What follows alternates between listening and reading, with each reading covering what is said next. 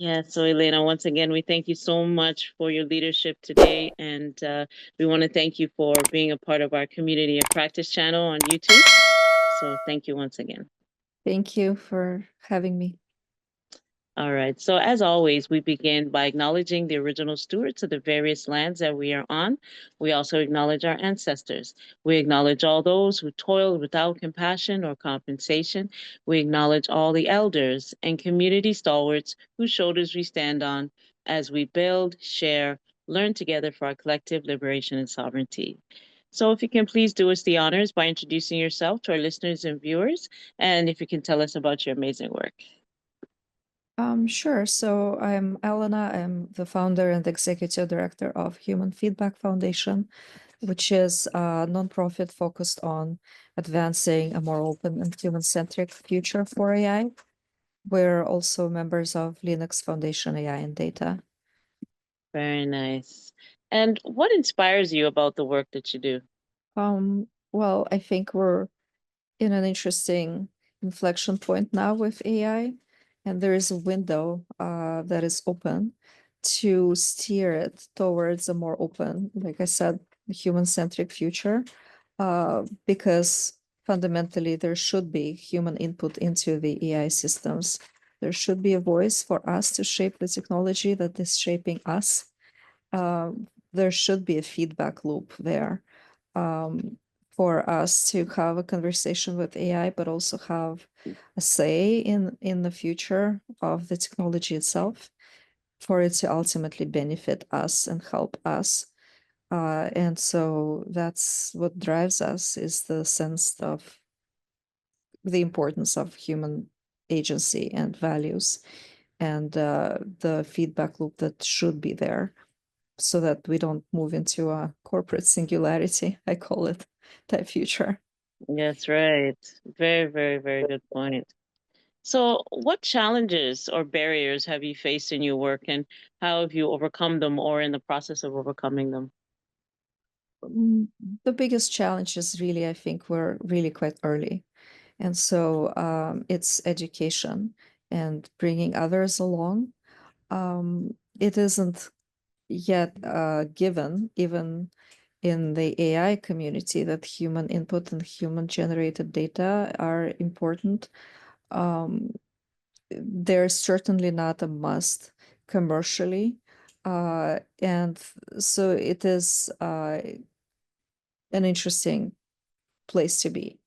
And so it's a place for very interesting conversations to be had with engineers, with researchers. Frontier labs understand this maybe better than anybody else, that you can't really create a future where it's just synthetic data. And interestingly enough, scientific problems, you can go as far as the winners of Turing Award, and you will still hear the consensus at that level that you can't create a digital twin of you or me that would be an exact replica and evolve in the same way that you and I would evolve, because humans fundamentally can change our mind in a second sometimes, and that would alter our life and consciousness. And so that is that level of flexibility, that and adaptability and agency is just not available to simulation type systems. And so there is even scientifically boundaries to how far you can push the analogy of synthetic me and actual me, and validating that synthetic replica against reality is extremely important. That is what I call the feedback loop. And it exists at the data layer, it exists at the evaluation layer for sure, when you do have models that are in production and you need to make sure they don't float too far from the reality. And then so that they don't shape reality in after the past. Um, and that we have an agency to direct it to where we want to go. as people and have our values be reflected and have a chance to evolve them in a way that we think is right. So who gets to shape the future is fundamentally the question, and I really think human voices are extremely important in that conversation. That's the long and short of it. So the barrier is, yeah, it's still education and even formulating of our own thoughts on this and finding allies and finding people who think about these things deeply in the research community, at academia, um, in engineering, because it is an emergent conversation still. Absolutely. It's definitely work in progress, and the conversation needs to continuously be held, or else it'll get drowned out, and more, artificial communication, like you're saying, the clone of us, everything is the clone. You can clone yourself, but it's a different essence. It's a whole different dynamic, so very, very important. So is there any key priorities or anything you want to amplify, anything new you're working on at this time? Yeah, I call ourselves a socio-technical foundation because AI is a socio-technical system, and so we focus our work on social impact as well as technological impact. And social impact work, the leverage point we think is meaningful and quite urgent is to bring social impact sector into the conversation much more strongly to shape the future of AI in a more human-centric, open way. You need social impact sector, nonprofit sector, and at the table, and we're not right now. And historically, we haven't been because there hasn't been the need, really. When you think back to even mobile and other waves of technological change, I really do think that nonprofits, given the lack of resources and just literacy, were fine, to be honest, by throwing more bodies and volunteers at the problem. And in many ways, that is what made us strong, because we could then provide the human touch and understand the constituents we serve much better, and then provide a level of service. But that is changing quite rapidly. I don't know about other countries, haven't seen the research, but in Canada, there's definitely a surge in demand for services that most nonprofits provide. That those are the conversations that we hear over and over again for every kind of service, from immigration and settlement to medical information and to help with navigation of diagnosis in multiple languages for many more people that we've ever had to do it for, given that the population size has changed. And so doing that through just throwing more bodies at the problem is just extremely hard to meet the demand. And so that's on the efficiency side, but fundamentally, in the wave of technology now with AI in the mix, if we are not at the table there, it will not be a tool that will be quite very friendly to the work that social impact organizations do. That feedback loop should be there, for us to have an input and a say in how the technology that itself is being shaped and developed and deployed. So that's the social impact part. And then the technology part is for us about finding ways to push the change on the technological level.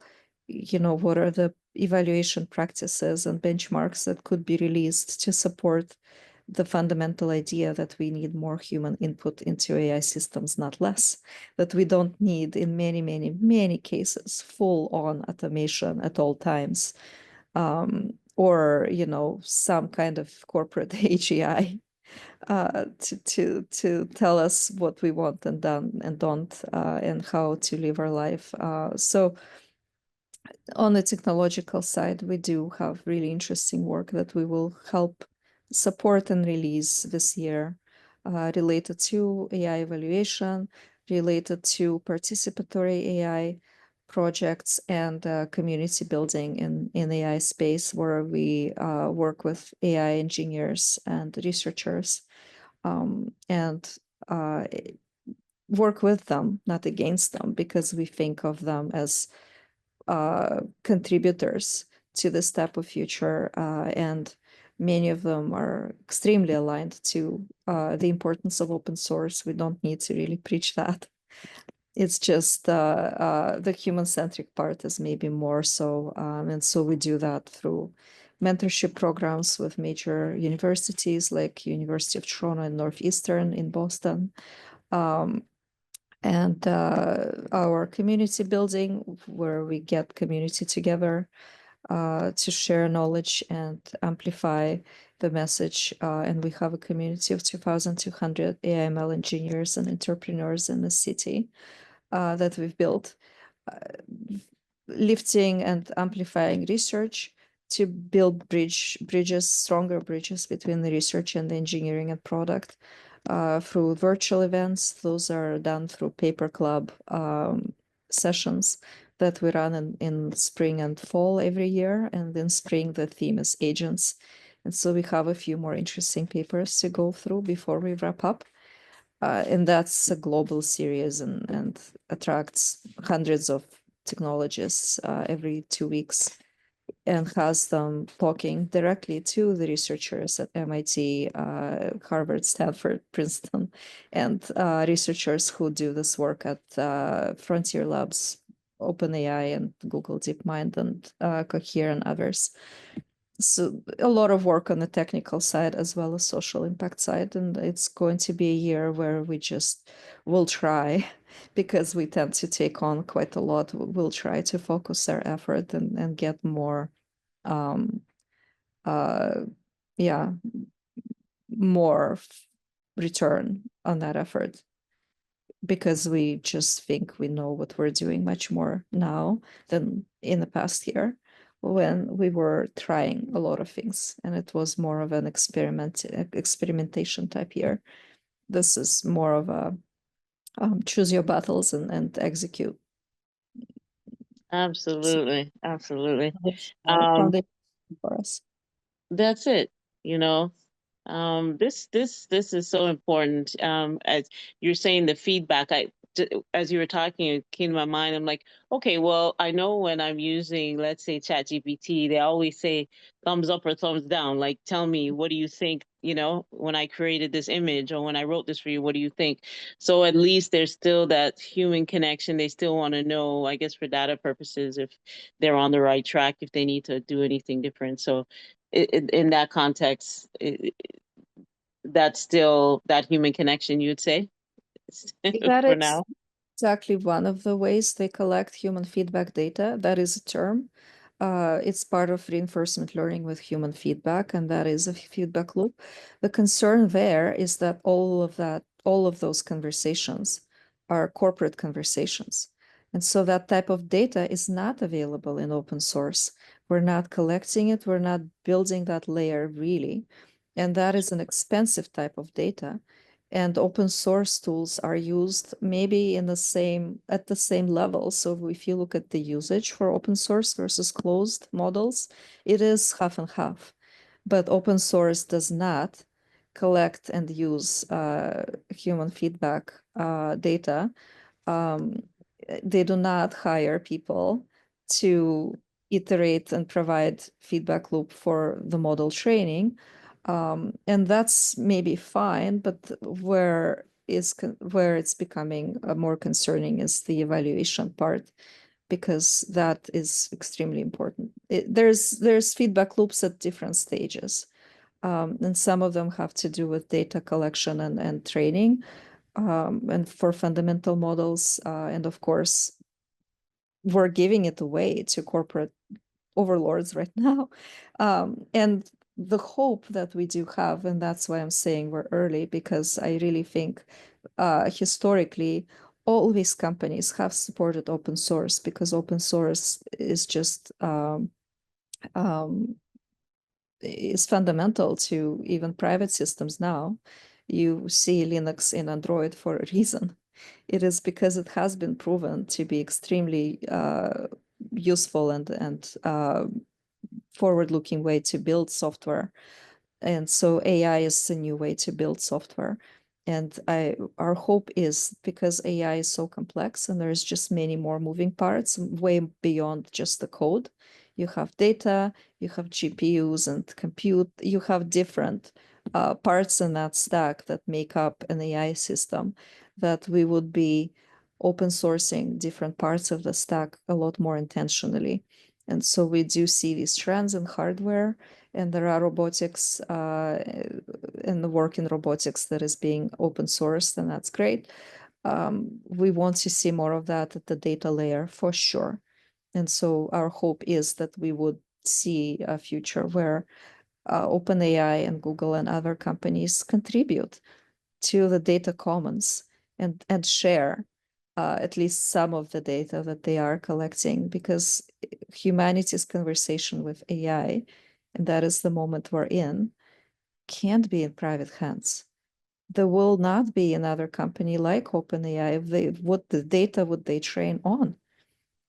If we are running out of the internet data, which we are, where would the new levels of knowledge and layers of knowledge come from?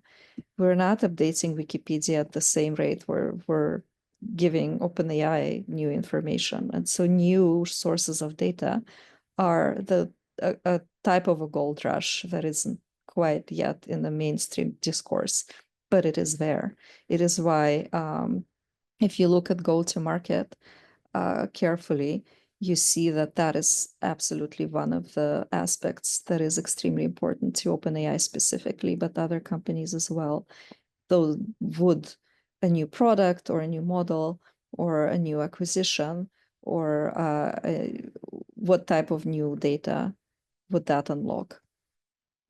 From coding data, which is also a type of human data, anything human generated is extremely important going forward to, like I said, keep things tethered to reality. And yes, you can augment it with synthetic data, and synthetic data is really, really important and has its place. But the human generated data layer has to be part of the mix and has to be evolving and governing the way the models learn and adapt. So that is, of course, way more evolved in private models than it is in open source community, where we see the opposite trend, unfortunately, in the data commons specifically, because people are not sharing data the way that they have before, because licensing isn't respected. And so we have an opposite situation here that is becoming a crisis, where the data commons is drying up when oceans of that is being unlocked through corporate products. So that is going to be the type of future where we hope to at least try and steer things into direction that is more, more balanced. Absolutely. Wow. Definitely a lot. Work in progress. Things need to be, ironed out and morally, ethically, everything to be put into place. And I know you are definitely that person that will steer it and inspire other ones. Because, I always say we're laying a foundation for the future. There'll be future us that will continue this journey and continue this fight. So we thank you so much. So my last question for you is, any closing thoughts or calls to actions at this time? So yes, call to action is very simple, is actively tinker with technology. That is why we do the community building we do. We support tinkering because this is the technology that will shape our life. It is shaping our life already. And if we are not familiar with it, it will be much harder to then have a say and understand where the leverage points might be, and then build the type of future that we really want. And so for us to have more agency, we need to exercise it frequently in ways big and small. And so tinkering is, and being playful is an important step in that journey. And then, of course, community building is extremely important to us. And so we really hope that more people bring other people together, because that is the way the change is going to happen, is that we get together and do something about whatever it is. And so yeah, play with technology, get to know the tools, understand how things are evolving, may be conscious about how it makes you feel and the thoughts that you think. Just more self-reflection is helpful, and then spending time with others and finding connection uh, would be good to see more of. That's right. Elena, we really appreciate all that you do. You're very inspiring, and we, can't wait to get it into other events. I know Victor was talking to you about a couple other events, so that's going to be a treat. So once again, on behalf of SETI, we thank you so much for your leadership today. And we will close the way that we began by acknowledging the original stewards of the various lands that we are on. We also acknowledge our ancestors. We acknowledge all those who toiled without compassion or compensation. We acknowledge all the elders and community stalwarts whose shoulders we stand on as we build, share, learn together for our collective liberation and sovereignty. So, Elena, will definitely be in touch. It's not a goodbye, it's a see you later. So, thank you once again for all that you do. Thank you very much. It's a pleasure. All right. Bye. Take care. All the best. Bye bye.